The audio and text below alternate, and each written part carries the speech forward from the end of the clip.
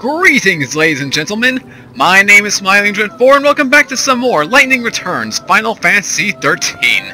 So, in our last session, we begun our official journey into the Nova Crystallis down below our world. We did a couple of main quests, or not main quests, but parts of the main quest in Luxurion, the Home of Light. And no, I don't mean lightning, like literal light. Yes, it's the realm of holiness, but come on people, it's a Final Fantasy game, what do you expect? Anyway, we went down there, saw a bit of issues, found that we're being chased after by the heretics of Etro. So yeah, that's really helpful. We were also able to clear a few side quests on the way there, seeing as it's, you know, main part of the game and all. But anyway, today we're gonna be moving on, but not before we do a couple things. Now, Ho said he had something to say to us in the last session, or your last episode. So, I'm gonna do that right now. Let's see what this guy's got to say.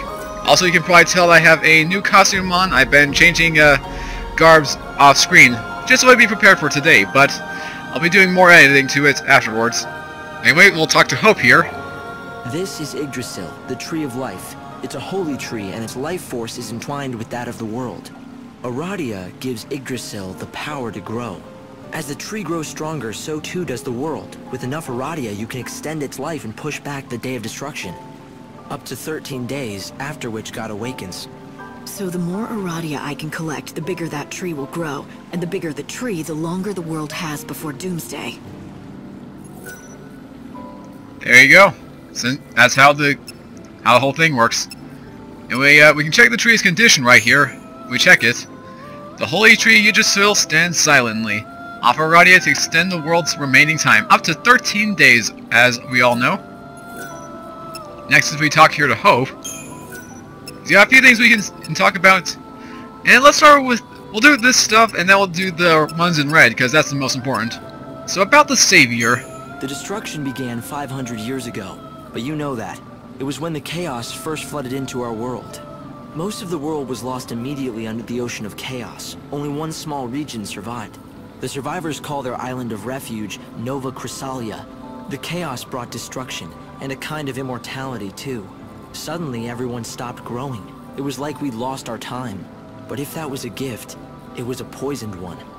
We could not age, and neither could new life be born. There were no more children. But although we were ageless, we were not immune to death. Sickness, accidents, and violence could still kill us. Life remained as fragile as it had always been. And so humanity began a new chapter of its history. The population slowly shrinking, the survivors falling into an ennui born of lives that last too long. Eventually, new creeds took hold and new legends created. One of these told of the Savior, a servant of God. She would descend to Nova Crystallis at the end of the world, humanity's last chance for salvation. And that would be us, in a way. Now about this Ark. The Ark is the remains of the artificial cocoon. A planet built of steel, back when humanity still dared to dream of greatness. Bunavelza has repurposed the world we built. This is where the souls of the saved are kept, ready to be reborn in the new world. But the people down on the surface have forgotten what this stands for and simply call it a moon. A moon? Is it shaped like a moon? Is that why it is? Or am I missing something? Something we can ponder on later. About Hope. I'm curious what's happening between you in this game and 13-2. Who am I exactly? It's a question I don't have the answer to. I don't know how I know the things I'm telling you. I don't know who gave me the knowledge. It's not that I have forgotten my past. Some memories are still there, and I can summon them when I want. It's just that I can't recall the emotions they should evoke, as if they're images of someone else's life. I know that I once lived in a great city on the surface of the planet. I know that Snow and I joined forces to try and battle the menace of the chaos. And then, suddenly, I was here. I tried to find out what happened. According to records that still survived, the man called Hope Estime disappeared 169 years ago. But the records and my memory end there. What happened after that? I can only assume I was in the hands of God. I was part of his plan. So he took me and prepared me for the role that I had to play. And here he is. being our little boy on the computer, as I can probably explain it as best I can. And then finally, before going on to this, about the lost time. In this world, all the clocks count to 12, but that wasn't always the case. Back in the old days, all clocks went to 13. Somehow, when the chaos first flooded into the world, we lost that 13th hour. It was one of the great mysteries. No one could figure it out. But happen, it did. And the results were dramatic. Space-time has been damaged, where once each day lasted 26 hours, now only lasts 24. 2 hours of every day gone, just like that. The lost time.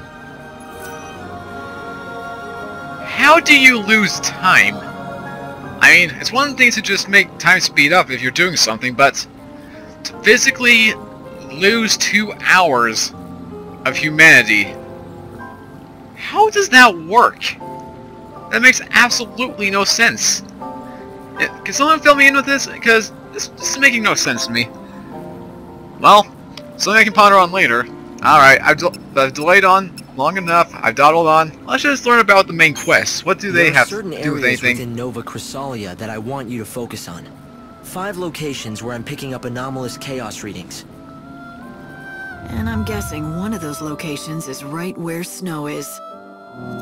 Yes, exactly. The palace in the city of XIII. There is another spot, in the heart of Luxarian, the holy city. One more in the scorching sands of the Dead Dunes. And finally, I've measured large chaos fluctuations at 2 locations in the Wildlands. 4 regions, 5 locations. To be more precise, the goals are people, not places. For example, the chaos activity in and around Snow's palace is linked to him, and the darkness in his heart. It's the same kind of chaos that I'm picking up in the other 4 locations. And you want me to find these 5 people? They're your priority, yes. Those people have massive burdens on them. The fate of many rests on their shoulders, and that makes your task all the harder. Helping them will not be easy, even for God's handpicked savior. But I can help you. Do you have any secret items you can give us? Maybe a holy blade that destroys all chaos infusions? Excalibur of this world? No? Well, I had to ask. What about the side quests? There's a hard truth we must face. There are thousands of people down in the world waiting to be saved, but you cannot help all of them. It's not possible. I've only got a handful of days. There just isn't enough time, right? This will sound cold, but you need to be efficient. Saving people who are suffering under the heaviest burdens will give you more Aradia, which is good for us. But the greater the burden, the more you might have to do before that soul can be saved. Sometimes, solving someone's problem might just take too long. You're saying I shouldn't waste time on helping the hard cases. I've got to pick and choose who gets saved. Of course it would be best if you could save everyone, but you can't. It's a numbers game, Light. The more souls you save, the more Aradia you can gather and offer to the tree. The time spent helping one person might be better spent saving the souls of 10 others. Efficiency by volume, is that it? A numbers game, like you say. Control costs and maximize profits. What is it that they say? Time is money. Or in this case, time is Aradia. And now the warp device has been unlocked. Yep, we can not actually go anywhere until we answer those questions. Which is good. Makes you have to learn about something before you can actually proceed on with your quest. But before we're going to do that, I'm sure you guys heard this. We're gonna grab this here, and we get 3 new items: the Red Mage Garb, a Liberator Sword, and the Juna Sopita Shield.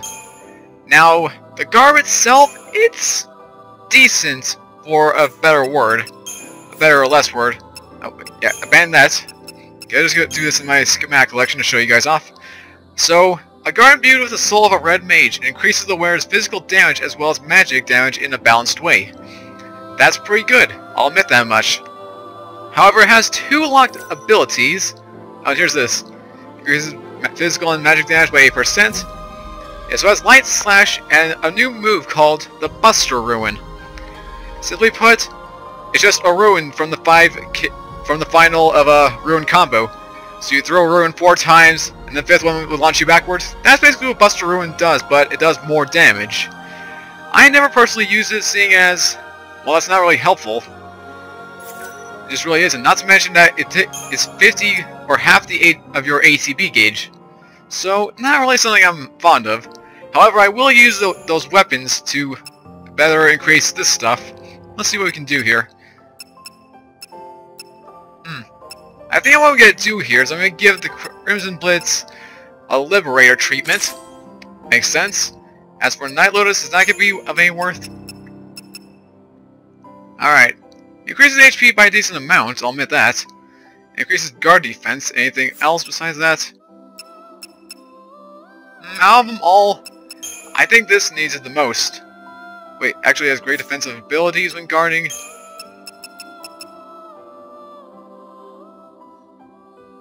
Yeah, I'd probably just give you the Juno Sopita then.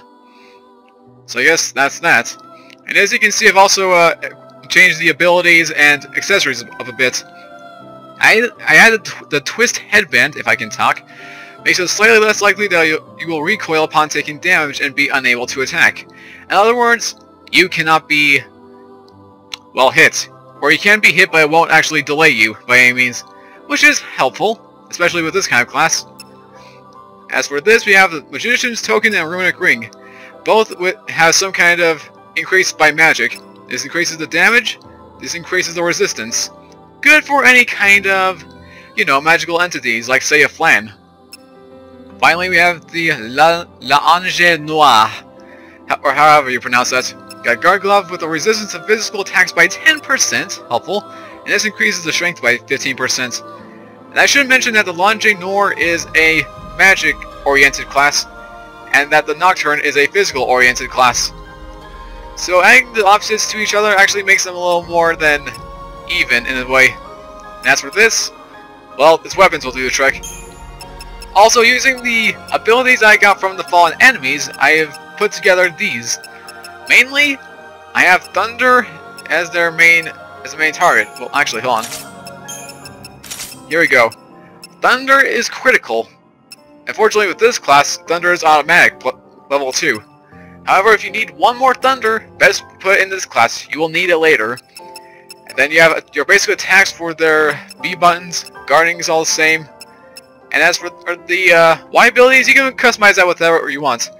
Personally, I try and get one of each type of elemental ability. So, Fire, Blizzard, and if I had an arrow, I'd put that there. But again, you can do whatever you want. It won't make a big critical difference in this session. But it's just something that you should keep in mind. As for anything else, I think we're done here. Nocturne is going to be my main guard for now because it has a better ATB gauge than the others. Look at this. 85% of an ATB recovery and also a lot less running ability. This has 105, 110. Logic. Not to mention its Thundara move makes things a lot easier. So, with all that said and done, I say we get into this.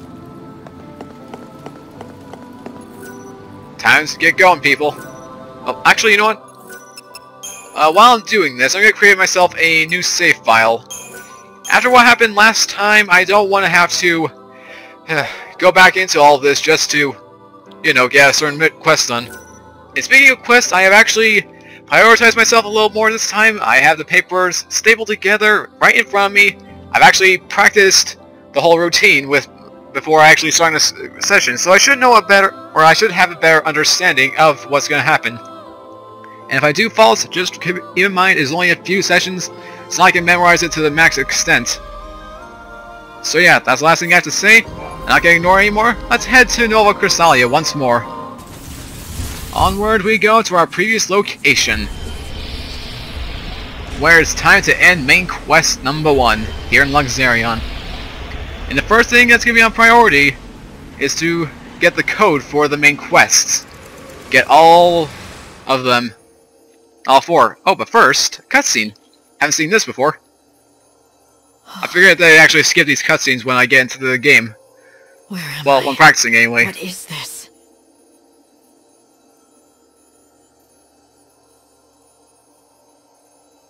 Hey, Savior! What's going on? Lumina! You again? Right. What do you want? Are you alright? Where are you? What's the problem? Equipment trouble? I don't know, I'm getting crazy readings. The coordinates make no sense. I can't pinpoint your position.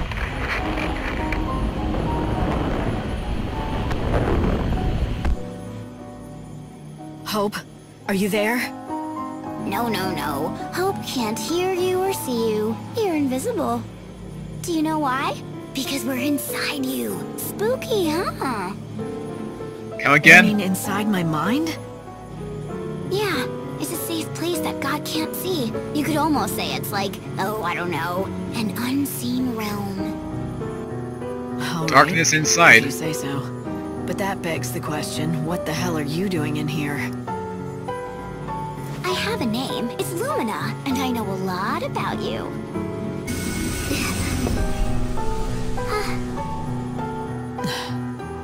You need my advice, and in here we can talk about anything we want, safe from prying eyes. Prying eyes? You mean Hope? Yep, he might not realize it, but everything he learns gets passed straight on to God. What of it?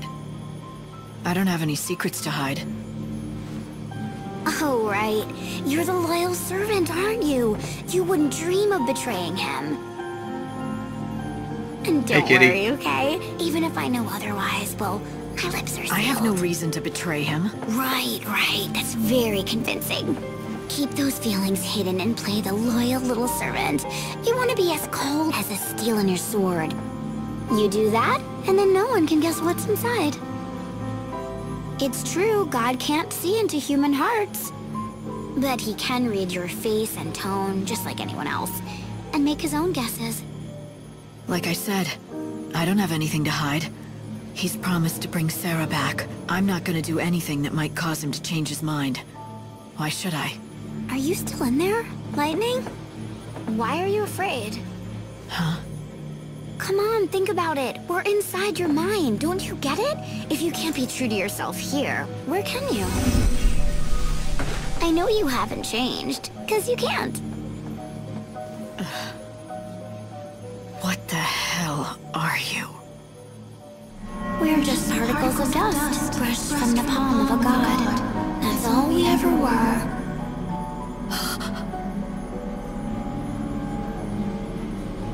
Right, sis? No, wait!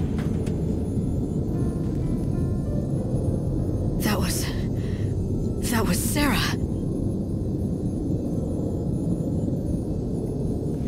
Soulception? Much? I don't even know what to say about that.